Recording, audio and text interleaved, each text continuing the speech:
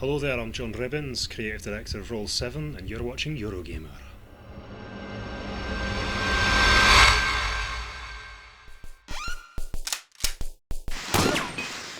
Greetings gamers, I'm Eurogamer's YouTube editor Ian Higton, and if like me you were lucky enough to go to this year's EGX Resd Expo, you might have had a chance to play on Roll 7's Not a Hero. This little pixelated shooter from the developers of PS Vita favourite Ollie Ollie was fiendishly hard, but also, if you managed to get the hang of its brutal gameplay, freaking awesome. So I decided to corner John Ribbins from Roll 7 for a heroic man-to-man chat about Not a Hero.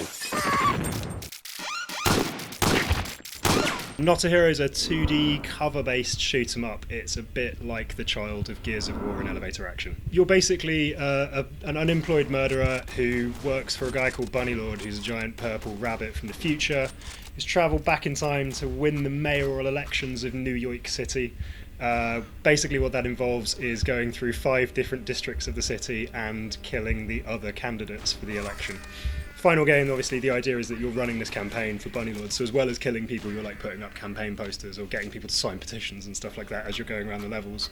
And then you've got these other things that kind of flip it on its head. So one thing that's quite nice, like the levels escalate quite quickly into like madness. You can be quite in control, and then you'll fire a shot and like loads of guys will come for you at once.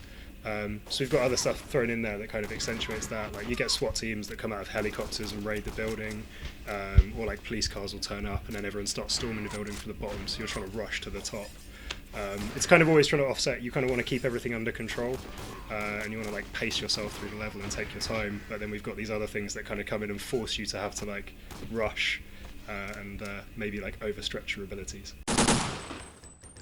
One of the biggest draws to Not a Hero is the snap into cover shooting mechanic. You can slide into cover behind objects, then pop in and out, peppering your enemies with bullets, while hopefully not getting one of theirs in your little pixely face. What was the thought process behind making Not a Hero a cover-based shooter? All 2D shooting games kind of tend to be like run and gun, right? You just like blast through the level and you're just holding down, shooting, killing everything. I sort of wanted to do something which was a bit more like a shootout, like those old kind of 70s cop films. So firstly, you really don't want to get shot.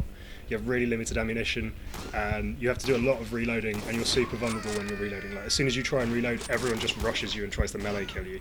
So you're trying to keep everyone at a distance and kind of like pull these gunfights off. But it also only rewards you for close range kills. So you're really vulnerable when you're fighting at close range, but that's the only way you score points. So it's kind of this balance of whether you can stay up close and personal with your enemies and not get murdered horribly. You're obviously, when you have no ammo, you're pretty much screwed.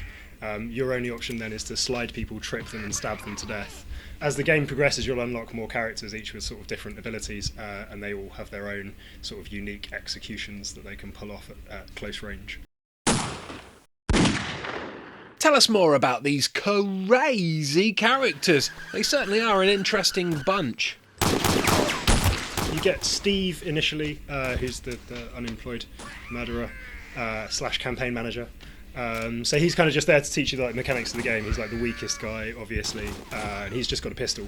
You get 2 other characters at the start, which we didn't actually have in for Resd because they're like super buggy, which is Cletus, who's a hillbilly with a shotgun. So he's like much better at the close range stuff, but he's not as fast. And then there's Jesus, who's a spandex wearing Mexican. He can't use cover at all, but he can shoot and slide at the same time. So he kind of totally flips the game on its head. And with him, it's kind of all about speedrunning levels and just sliding through everyone and shooting all the time. It's like Antonio Banderas. Yeah, exactly. He's totally Banderas style. He's actually got my favourite idle animation in the game. He just hip thrusts when he's standing still. So you get those 3, and then as you beat the different districts in the game, you kind of unlock other characters that are related to those districts. So like when you beat the Yakuza gang, you unlock a guy with a katana who doesn't have any range and he's only got melee kills.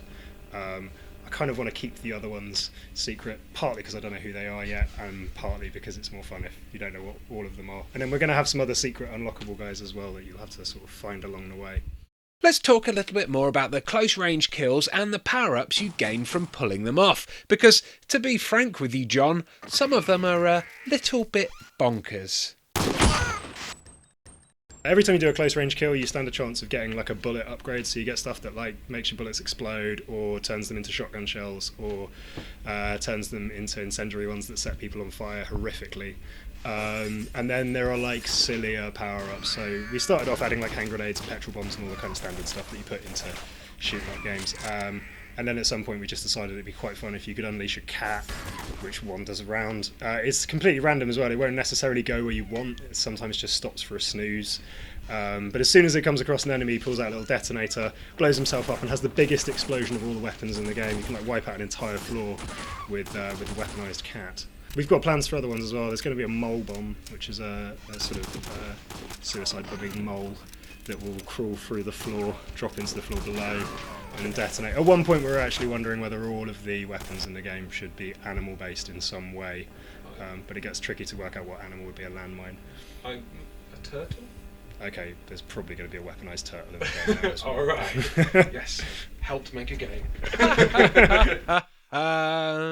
Considering your other game, Ollie Ollie, is up there as one of my most played games on the PlayStation Vita, I was surprised to see Not a Hero is only planned for release on PC, Mac and Linux. Any news if we will see a Vita release? If it's well received on initial platforms, we'd love to bring it to all the Sony stuff too, definitely. And I kind of would quite like it on a Vita, because I could play it on the move. I do wonder how it's going to work, obviously, because it is like literally the tiniest graphics in Not a Hero. So we might have to play with some stuff for that for the Vita. But yeah, it'd be awesome to get it. Thanks, John, and remember, size isn't everything, allegedly. Thanks for watching all. If you enjoyed this little slice of interviewee goodness, please do give the video a like. And if you really want to be a hero, why not give us a subscribe by clicking on that on-screen annotation. We have daily content that includes exclusive developer interviews, early gameplay previews, interactive live streams, and oh, so much more. Now, let's watch that cat explode again.